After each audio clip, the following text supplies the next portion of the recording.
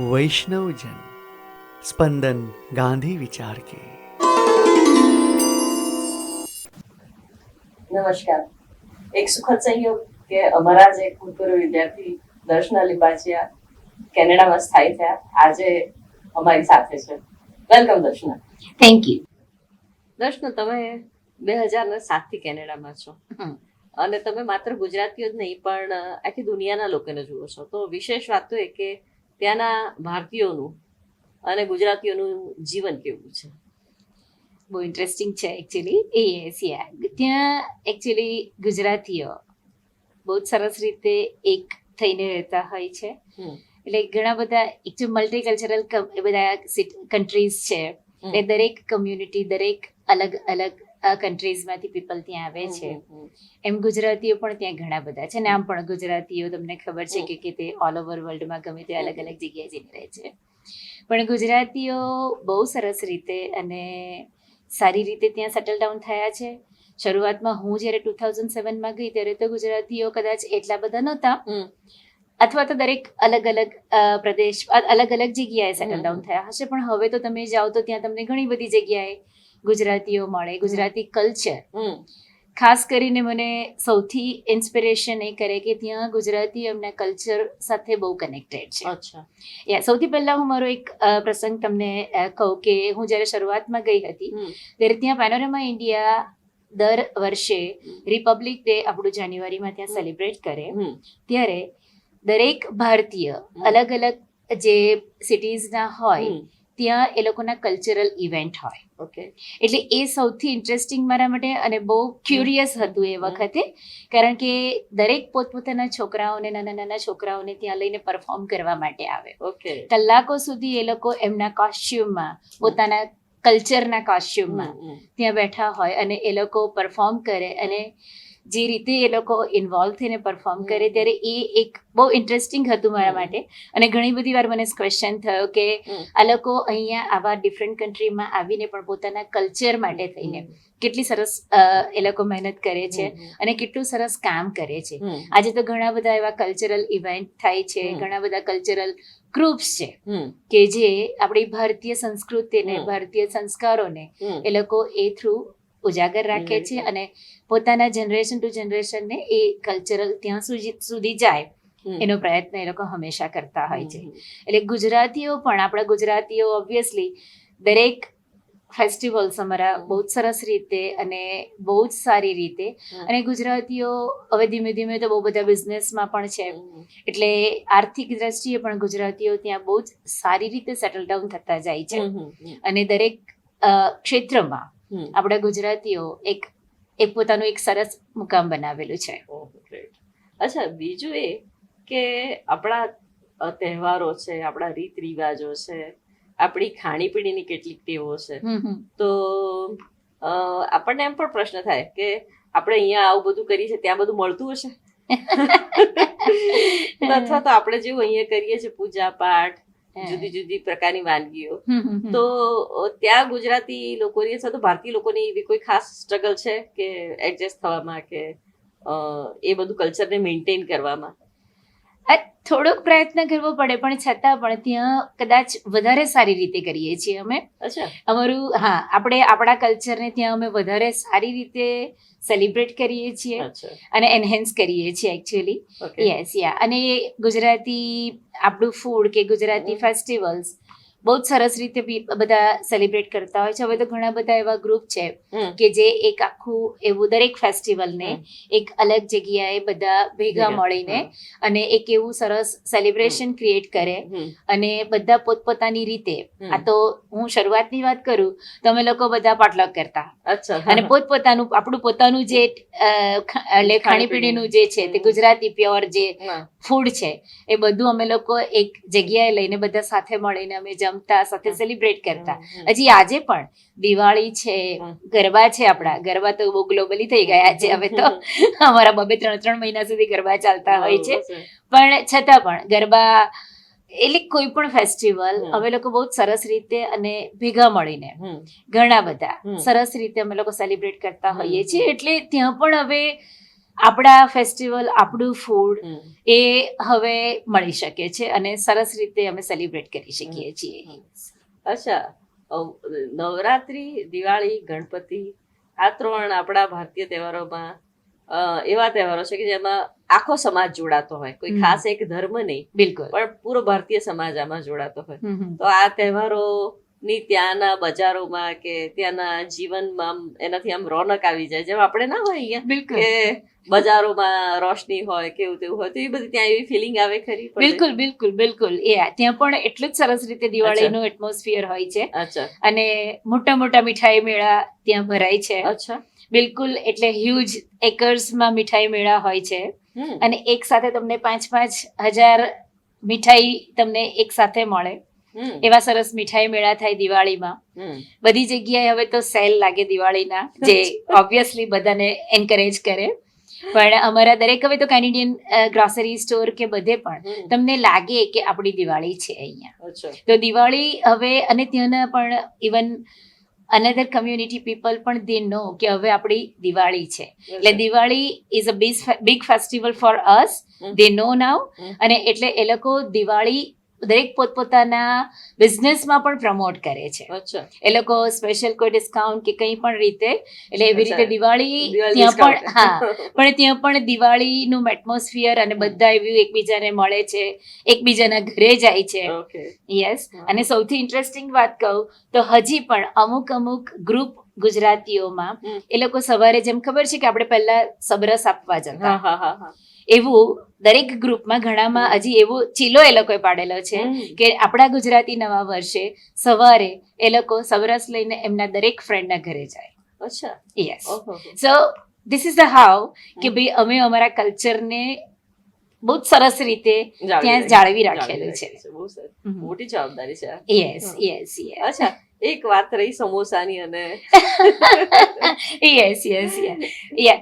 દિવાળીમાં સમોસા અને jalebi, this is the main food, એવું ત્યાંના કેનેડિયન પીપલ બિલીવ કરે છે. અચ્છા, okay. એટલે જ્યારે પણ અમારે દિવાળી આવવાની હોય એટલે એ લોકોની ડિમાન્ડ હોય હમ. કે વી just want to samosa now, we just have a jalebi now. તો એ લોકોને સમોસા અને જલેબીમાં બહુ વધારે ઇન્ટરેસ્ટ હોય છે. અને આઈ થિંક સમોસા હવે તો ત્યાં એકદમ ઇન્ટરનેશનલ ફૂડ થઈ ગઈ છે અને everyone love to have the samosa. Okay okay. Yes અને અગેન બહુ જ મોટો સ્ટાફ હોય તો you have to make a yes yes. અમારે ત્યાં સમોસા ફેક્ટરી છે લિટરલી. તો દિવાળી વખતે ઓફિસમાં લિટરલી તમારે એ લોકોના બિગ હેમ્પર્સ ત્યાં ઓફિસમાં સ્પેશિયલી જાય. એટલે અને ગણપતિ વિશે ત્યાં આવું હોય છે, આપણે એ અહીંયા હોય છે પણ એવું? યસ, ગણપતિનું પણ સેલિબ્રેશન બહુ યુનિક રીતે થાય છે, બહુ અચ્છા, સરસ રીતે થાય છે. અચ્છા, હા. હવે તો ઘણા બધા પોતપોતાના ઘરે પણ ઘણા બધા ગણપતિ છે અને બધા દિવસ બહુ સરસ રીતે સેલિબ્રેશન, પૂજા, પ્રેયર્સ એવું થાય. ડેકોરેશન બધા બહુ પોતપોતાની રીતે સરસ યુનિક રીતે કરતા હોય છે.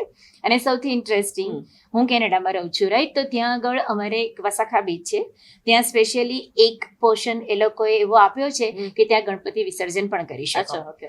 ત્યાં વિસર્જન માટે તમને એવરી યર 10,000 પીપલ હોય છે.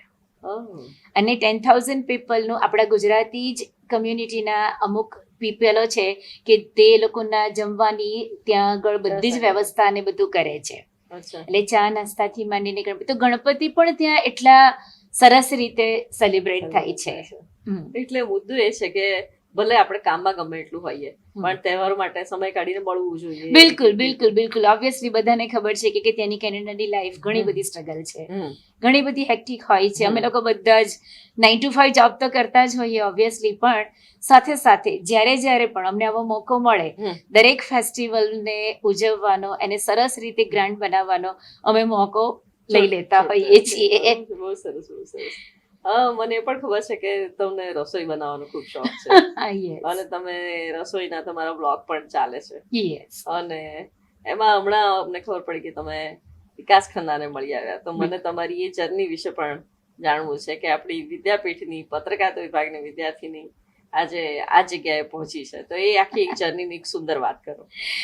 Thank you. એકચ્યુઅલી આ મારો બહુ ઇન્ટરેસ્ટિંગ સબ્જેક્ટ છે કારણ કે કુકિંગ ઇઝ માય પેશન અને એ મારી થેરપી પણ છે, કારણ કે કુકિંગ હું થોડી પણ લો હોઉં તો I just go in a kitchen અને હું બધું ભૂલી જાઉં.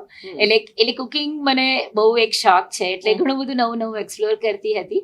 અને એમાં પછી ઓબ્વિયસલી કે Vikas Khanna he is the greatest chef. એટલે મને એક મારું ડ્રીમ હતું, મારી બકેટ લિસ્ટમાં એક સૌથી મોટું એક ડ્રીમ હતું કે મને વિકાસ ખન્નાને મળવું છે. અને વિકાસ ખન્નાએ બંગલો કરીને એક રેસ્ટોરન્ટ ન્યુયોર્કમાં ઓપન કરી છે. એનો થીમ બહુ સરસ છે, આપણા ભારતીય કલ્ચરને કેવી રીતે એન્હેન્સ કરવાનું, એ હેરિટેજને કેવી રીતે ત્યાં મેન્ટેન કરવાનું, એના માટેની આખી એ રેસ્ટોરાં છે. એ એક રેસ્ટોરાં નથી, એક એક્સપિરિયન્સ છે, એક એક્સપિરિયન્સ, એક ઇમોશન્સ છે ત્યાં આગળ. એટલે એ મને જવું હતું, તો મારા દીકરાએ મને મારી બર્થડે ગિફ્ટ આપી, મારી માટે ફ્લાઇટ બુક કરી ન્યુયોર્કની, અને કહ્યું કે ના મમ્મા તમે ત્યાં જાઓ અને you just try to meet him.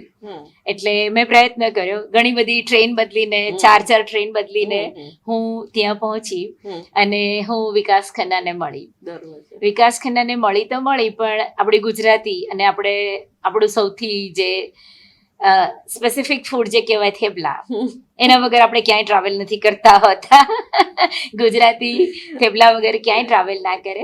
એટલે એ સિગ્નેચર આપણા ફૂડને હું એમના માટે ખાસ બનાવીને લઈ ગઈ હતી. અને એ થેપલા પણ એમણે બહુ પ્રેમથી થેપલાને ખાધા અને બહુ જ ગમ્યા.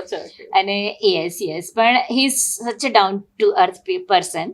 અને બહુ જ સરસ રિસ્પોન્સ આપ્યો, બહુ સરસ ફૂડ અમે કર્યું. પણ the thing is this is my cooking passion, કે મને જમવાનું અલગ અલગ ક્વિઝિન ટ્રાય કરવાનો જે શોખ છે, એનાથી પછી મને આ એક ઇન્સ્પિરેશન મળ્યું અને હું એમને મળી શકી. That's a great experience. Great experience. This is a great experience.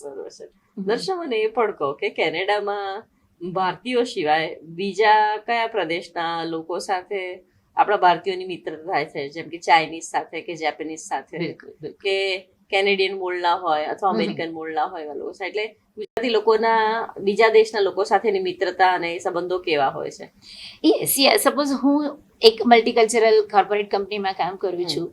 મારી સાથે બધી જ મારી જેટલી પણ જોબ રહી છે, બધામાં એવું છે કે દરેક કલ્ચરના, દરેક અલગ અલગ કન્ટ્રીઝના પીપલ સાથે હોય. એમાં ફિલિપિનો હોય, ચાઇનીઝ હોય, કે ઈરાનિયન હોય, કે પોલિશ હોય, કે ઘણા બધા અલગ અલગ પીપલ હોય. પણ બધાની સાથે પણ ત્યાં એક બહુ બ્યુટી એ છે ત્યાંની, કે ત્યાં તમે જાઓ એટલે તમે તમારું કોઈ પણ કલ્ચર કે તમારું કોઈ પણ રિલિજિયન કંઈ ના રહે, just you are a colleague. અને તમે એક બહુ જ સરસ રીતે એક રેપો બનાવી શકો. દરેક પીપલ તમને એવું મળે કે તમે ઇઝીલી એમની સાથે મર્જ થઈ શકો. એટલે ઘણા બધા અલગ અલગ, અને મજા પણ આવે. અલગ અલગ તમને કન્ટ્રીના અલગ અલગ રિલિજિયનને જાણવા મળે, એ લોકોની સાથે તમને રેપો બનાવવાનું થાય. એટલે દરેક જગ્યાએ દરેક અલગ અલગ તમને અનુભવ મળે, અને બધી જ કન્ટ્રીના બધા જ પીપલના કલ્ચર વિશે જાણવા મળે. પણ એક સરસ એક્સપિરિયન્સ રહે છે, અને દરેક ગુજરાતીઓ એમાં મર્જ થઈ જાય છે. ઓકે, એટલે સૌથી પહેલું જ્યાં જ્યાં વસે ગુજરાતી ત્યાં સદાકાળ ગુજરાત. બરોબર છે દર્શના. અને મને તમારા માધ્યમથી આપણા વિદ્યાર્થીઓને એ પણ જણાવવાનું ગમશે કે તમે કેનેડામાં આટલો લાંબો સમય રહ્યા છો, વારંવાર ભારત આવ્યા છો, તો દશકા પ્રમાણે બદલાતું ગુજરાત અને એ રિવર્સ દશકાઓ પ્રમાણે બદલાતું કેનેડા તમે કેવી રીતે જોયું છે? કે ભાઈ 7માં ગયા ત્યારે કેનેડા આવું હતું તો ગુજરાત આવું હતું, પછી આવ્યા તો તમને શું ચેન્જીસ લાગ્યા કલ્ચરલી? અને ઘણો બધો ચેન્જ. એકચ્યુઅલી જયારે અમે ગયા ત્યારે ત્યારનું ગુજરાત અને અત્યારનું તો ઘણો બધો ચેન્જ છે. ઘણું બધું, ઇવન જનરેશન ગેપ પણ બહુ છે. બહુ બધું જનરેશન ચેન્જ જોવા મળે. પીપલ ના થિંકિંગ ચેન્જ જોવા મળે, ઘણું બધું ચેન્જ જોવા મળે. અને ઓબ્વિયસલી જ્યારે અને ત્યાં ગયા હોય એટલે હવે કેવું છે કે ત્યાં જાવ એટલે મોર ડિસિપ્લિન તમે, અને મોર ઓર્ગેનાઇઝડ. તમારું આખું લાઈફસ્ટાઈલ તમારી ડિફરન્ટ હોય. એટલે તમે જ્યારે અહીંથી ગયા હોય, અને તો પછી અમે નાના હતા ત્યારે અમે આવું કરતા હતા, આ ખાતા હતા, તે ખાતા હતા, આવું કરતા હતા, એ અહીંયા પાછા આવો ત્યારે એ વસ્તુ તમને ના મળે અત્યારે, કારણ કે અહીંયા ઘણું બધું બદલાઈ ગયું છે. ઘણું બધું બદલાઈ ગયું છે. મેં કહ્યું એમ કે જ્યાં અમે લોકો અહીંયાથી જે ઇમેજ લઈને ત્યાં ગયા હતા, અમે એ ઇમેજને ત્યાં એક સરસ રીતે આકાર આપ્યો છે, એક સરસ દિશા આપી છે. જ્યારે અહીંયા પાછા આવીએ ત્યારે એ ઇમેજ બિલકુલ અમને મળતી નથી, પણ છતાં પણ એ ચેન્જ આવે, કારણ કે ઓબ્વિયસલી ચેન્જ, સમય ચેન્જ થાય એટલે બધું ચેન્જ થાય. પણ yes, so this is the how it's happen. એટલે આપણે જે કહીએ કે તમે તમારી નાનપણની રમતોને તો કે ફિક્સ કરેલી છે, ગમતું ભોજન તો કે ફિક્સ કરેલું છે, વાંચવાનું જે કઈ ગમતું સાહિત્ય હતું તો ફિક્સ કરેલું છે. બિલકુલ. પાછા આવશો ત્યારે બધું બદલાઈ ગયેલું. બિલકુલ. તો આ બધા જે ચેન્જીસની વચ્ચે પણ છેલ્લો પ્રશ્ન એ દર્શના, કે કલ્ચરલી ગોઠવવાનું હોય અને પછી આપણી ઓળખ પણ સાચવવાની છે, તો તમે એવા કોઈ ગુજરાતી લોકોને જોયા છે કે જે હવે ગુજરાતી ઓછા ને કેનેડિયન વધારે થઈ ગયા હોય, એટલે કે અથવા તો એમની સેકન્ડ જનરેશન ત્યાં હોય, જેમ કે કેનેડિયન બોર્ન ગુજરાતી? બરાબર છે. હા, એવા ઘણા બધા ગુજરાતીઓ મળે કે ઘણી વખત મને એવો એક્સપિરિયન્સ પણ થયો છે, આપણે સરનેમ વાંચીએ ગુજરાતી છે, પછી એમ થાય કે ચલો ગુજરાતી છે ને, ચલો ફોન કરીએ, વાત કરીએ, પણ they are Born in brought up in Canada. તો ગુજરાતી ખાલી માત્ર સરનેમ સાથે ના હોય, એટલે ઘણા બધા ચેન્જ થઈ ગયેલા હોય, કારણ કે જનરેશન બદલાઈ ગયું હોય. એટલે એવા બધા ઘણા ગુજરાતીઓ ત્યાં છે કે જે વર્ષોથી ત્યાં હોય, એટલે એમનું જે સેકન્ડ જનરેશન આખું ટોટલ કેનેડિયન હોય. એટલે એવા ઘણા બધા હોય. ઇવન એવા પણ છે ઘણા કે જે અહીંયાથી આવ્યા પછી બિલકુલ ચેન્જ થઈ ગયા હોય અને કેનેડિયન થઈ ગયા હોય. એવા પણ ગુજરાતીઓ છે કે જેને ગુજરાતી હોવા માટે કદાચ થોડીક પ્રોબ્લેમ હોય, એવા પણ ગુજરાતી. એટલે ઓબ્વિયસલી દરેક પીપલ તમને ડિફરન્ટ મળી શકે, રાઈટ? પણ એવા પણ છે. એટલે ગુજરાતી રહીને ગુજરાતી રહેલા અને ગુજરાતી થઈને ગુજરાતીમાંથી બદલાઈ ગયેલા એવા તમામ લોકોની વચ્ચે પણ કેનેડામાં જતા ગુજરાતીઓની અને ભારતીયોની સંખ્યા દિવસો દિવસ વધતી જાય છે. અને પાછા આવવાની સંખ્યા લગભગ નહીવત છે. દર્શન, તમારી સાથે વાત કરીને ખૂબ મજા આવી, અને મને લાગે છે કે પરદેશ રહેલા આપણા જે પણ વિદ્યાર્થીઓ છે, દર્શના સાથેના એપિસોડ જોઈને જો તમે ગુજરાત આવો, અમદાવાદ આવો, તો વિદ્યાપીઠ અવશ્ય આવજો. આપણે સાથે બેસીને આવી જ વાતો કરીશું અને દેશ વિદેશમાં રહેતા આપણા વિદ્યાર્થીઓ સુધી આપણી વાતો, આપણા સ્મરણો, આપણા વિદ્યાપીઠ સાથેના સંબંધોને તાજા કરીશું. આજે અહીં અટકીએ. ધન્યવાદ Darshana. Thank you so much. વૈષ્ણવજન સ્પંદન ગાંધી વિચાર કે.